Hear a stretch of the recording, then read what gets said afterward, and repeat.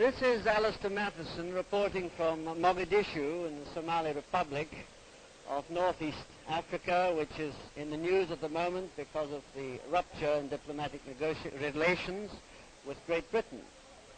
We have here the Undersecretary of State for Foreign Affairs in the Somali government, Mr. Mohammed Ali Dar, who is well versed in the problems which this young independent country is facing. I'm going to ask him something about the problems which have brought the dispute with Britain into the headlines. Mr. Why it was necessary for your government to break off diplomatic relations with Britain at this stage? Yes, as I have told you already, the National Assembly gave power to the government of the Somali Republic to break off diplomatic relations with Great Britain owing to the decision by Her Majesty's government to create a seventh region in Kenya comprising part of the Northern Frontier District, thus failing to recognize the wishes expressed by the NFT people to secede from Kenya and unite with the Somali Republic. Do you feel, going on from there, that the creation of this seventh region in Kenya, this special Somali region, will make it easier for that particular region to join up with the Somali Republic at an early date? Well, it depends on British intentions in creating this new region. We are not at all optimistic in view of Mr. Sanders' statement made at Nairobi. Otherwise, we should not have broken off diplomatic relations.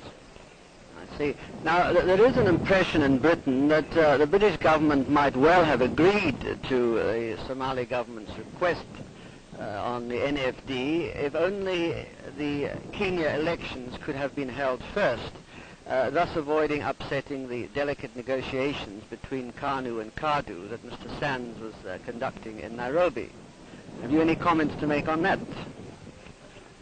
Well, I hope you are right, but it is up to us that the interests of a vast region like the NFD should be subordinated to the interests of the other Africans who have not even agreed among themselves. We have always said that this is not the intention of the Somali people and government to delay the independence of Kenya in any way. We still stand by this. Can you give me an idea, a rough estimate of how many Somalis there are living in Kenya? And going a little further from that, how many Somalis you estimate are in the region of Greater Somalia, which you have claims to, that is the region of Ethiopia and French Somaliland? Well, there are about 250,000 Somalis in NFD. Somalis living under Ethiopian rule are about 1 million, and French Somaliland contains about 100,000. I see. Once the Kenya question is settled in favor of Somalia, as it may well be in time, do you think that Ethiopia will agree to handing back the Haud and Ogaden areas, which you also claim? And if they don't agree, what measures do you feel might be necessary to force this issue to a conclusion in your favor? Well, we are bound to see unity of the Somali people by those peaceful means. Should these means fail, the Somali government will have to adopt other policy, but I cannot say at this stage what they are likely to be.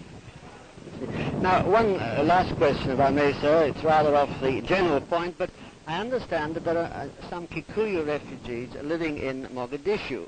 They are believed to be people who escaped from Kenya during the emergency, and as they were wanted for Mau Mau activities. What is their future going to be now that you've severed relations with Britain and indirectly with Kenya? Will they continue to stay here, or will they have to return and face the music in Kenya?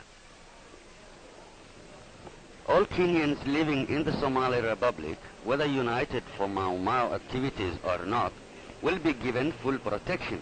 In fact, their existing status will not be changed unless they choose to do so. Thank you very much. Right.